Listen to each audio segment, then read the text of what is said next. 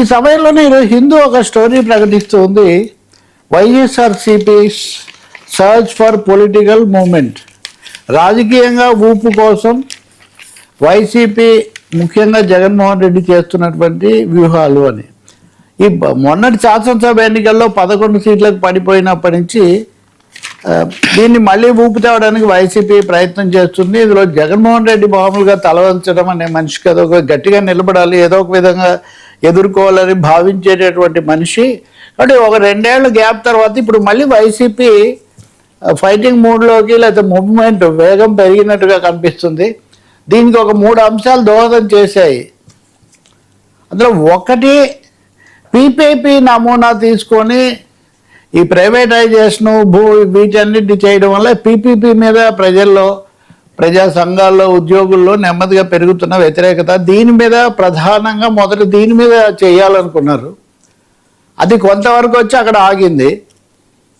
ఆ తర్వాత ఢిల్లీలో జన్జీ ఇవన్నీ వచ్చిన తర్వాత జన్జీని ఆధారం చేసుకొని డిఎస్సి దీన్ని 2వ స్టెప్గా తీసుకున్నారు.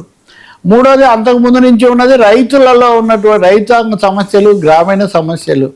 రైతులు అనేవాళ్ళు ఇప్పటికి కూడా రాజశేఖర రెడ్డి వైసీపీకి వాళ్ళతో అనుయాయులుగా వాళ్ళు అలా ఉన్నారు, కొంత అనుబంధం ఉంది. దీన్ని పెంచుకోవడం మీద జగన్ చాలా ఎక్కువగా కేంద్రీకరిస్తున్నారు. కాబట్టి ఈ 3 అంశాలతో ఇతరత్ర కూడా వ్యూహాలు పెంచుకుంటూ, సామాజిక వ్యూహాలు కూడా చేసుకుంటూ, అలాగే సోషల్ మీడియాను ఉపయోగించుకుంటూ కొంతమందిని ప్రత్యేకించి నియమించుకున్నారు దీన్ని పెంచుకోవడానికి.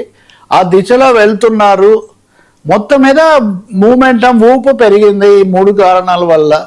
ఈ విషయం పాలక కూటమి కూడా గుర్తిస్తూ ఉందని చెప్పి దాదాపు ఈ స్టోరీ చూసినప్పుడు మనకు కలిగేటటువంటి అభిప్రాయం. అయితే అసలైనటువంటి సవాల్ మాత్రం ఈ ఆదరణను, ఈ ఊపును ఓట్లలోకి మరల్చుకోవడం అన్నది కీలకమవుతుంది. సో స్థానిక ఎన్నికల్లో స్కోర్ పెంచుకోవడం అనేది లక్ష్యంగా జగన్మోహన్ రెడ్డి నాయకత్వం, ఆయన టీం జగన్ ఆ దిశలో పనిచేస్తున్నారు. నెమ్మదిగా రాజకీయ వేడి పెరగటము, ఘటనలు కూడా జరగడము దాన్ని పెంచుతూ ఉన్నాయి.